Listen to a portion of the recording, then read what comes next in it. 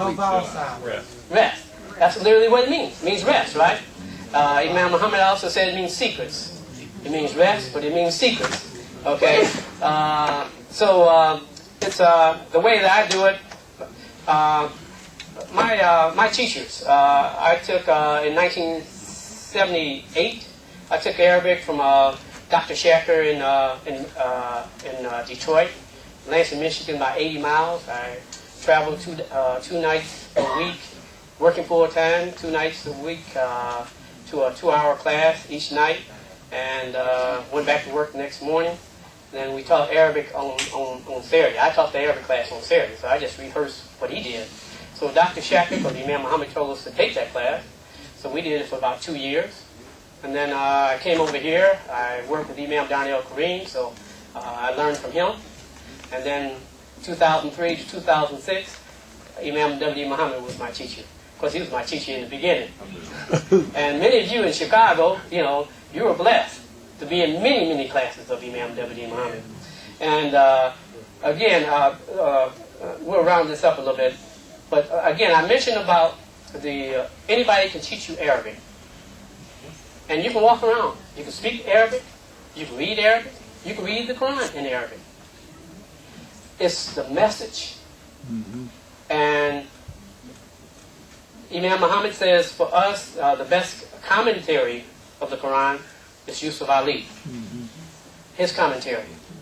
But Imam Muhammad, he is the best commentary. Mm-hmm. Because, like I said, there's a chapter in the Holy Quran, it's called Araf.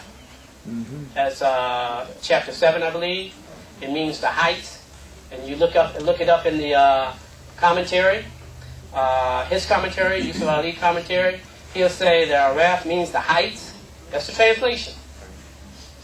And if you look into what he's referring to, he says basically to go back and study your past, or study the past. Mm-hmm. Well, the word Arafah means to know. Heights is not in there anywhere. Mm-hmm. And I'm not going to go into the tafsir. We did it before. I did it at the Juma at the convention. But Imam Muhammad said that basically, real quick, it represents the people who are sitting on knowledge. That means they have knowledge. They have the knowledge. And we know there's many people around that's very knowledgeable around. But when Prophet Muhammad received the Quran, Allah elevated him. Just like you got an elevator to take you from the ground floor to the 100th floor real quick. Yeah. Or you got a car and you hit that accelerator and you go from 0 to 100 miles per hour. Yeah. Right? Yeah. Well, Allah can elevate your mind just that quick. Yeah. Or quicker. More quicker. Yeah. Yeah, because man can't compete with God. Right. And so the tafsir of Imam W. Muhammad. So it's the people who are sitting in knowledge. They had the wisdom and the keys, but they lost them. Mm-hmm. So Allah revealed the Quran through Prophet Muhammad, which cleared up the other revelations the other people had in their hands. Cleared it up. The Torah, the Injil. You see the clarity of those books purified within the Quran, and so Allah would send one, not only teach you the knowledge, but he would teach you the wisdom, the keys, the hikmah. Mm-hmm. That was Imam W. Muhammad. Mm-hmm. Because they lost those keys. Mm-hmm. They lost the hikmah. First it was Prophet Muhammad, of course. Mm-hmm. So Prophet Muhammad, when he started, just one revelation, they were wondering, where did he get this from? Mm-hmm. Got it from Almighty God. Mm-hmm. And then he taught his people, who was unlearned also. And they couldn't handle his people. And just like in this day and time, you see that in this day and time, from the signals that we got all across the United States, from the high levels, that Imam W. Muhammad put us on top. Yeah. Yeah. That's right. Yeah. On top. Yeah. Any one of you. Yeah. Yeah. You sit among these high people with all this knowledge. Yeah. They don't have the hikmah. And so, like I said, anybody can teach you Arabic. Yeah. But if they don't teach you the hikmah or the wisdom of Imam W. Muhammad, then you're just going to be in the dark just like the rest of them. Allahu Akbar. So let me conclude with the sukoon. Sukoon means to rest. And we'll do it like a okay. If you're lying right here, we'll just say sukoon up. Sukoon up. Sukoon up. Sukoon up. Sukoon up. Sukoon up. Sukoon up. All right. Really, it doesn't have a sound, but when you echo the ba sound, you get that like teb, teb, teb.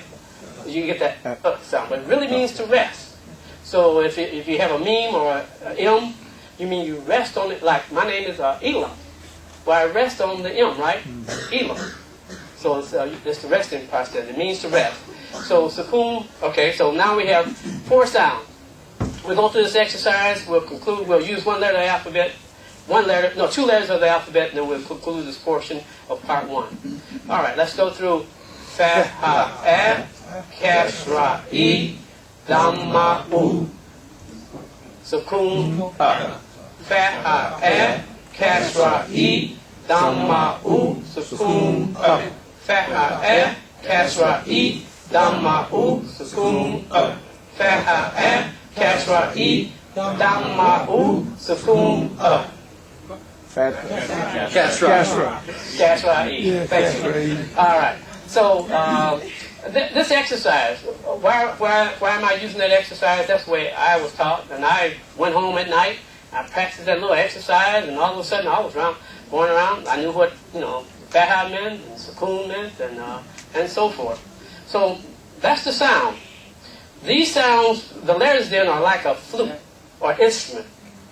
The sounds that come through is the notes, right? Mm-hmm. So then aleph is a letter, but it's an instrument for the vowel sounds. Yeah.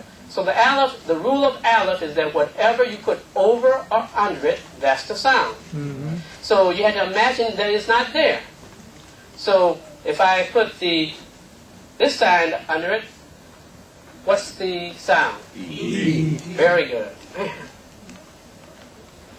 I need to get some of you up here to teach this class. So if I put that over it, ooh. If I put that over it, okay. So it's a, e, u, right? Yeah. And you will see it sometimes with a hamza over it. And hamza, we're not going to go into hamza, but it follows the same rule. It's the sound. Okay? All right, so basically, you take the L, whatever you put over under it, that's the sound. It's just like water. You put blue dye in it, what color is the water? Blue. Red dye, what color is the water? Red, right? So whatever you put over or under it, that's the sound. The rest of the letters, the rule is that whatever you put over or under it, you have to put the initial sounds with it. Anybody know this letter here? I'm sure you do. Look, it does look like bad, right? Bad. Thank you. You know, they're teaching it now when they teach the alphabet in English now. That's how they teach it. The B, B. And we've been teaching that for a long time. Now they changed it. Yeah, I'm a little bit older than you, so. You're right. You've been learning to listen to baby. You're right. Well, I'm just saying, when you come out the womb, you're speaking Arabic. Thank you, brother. Yeah. Very good. All right, so this is the name is the, you do it like that.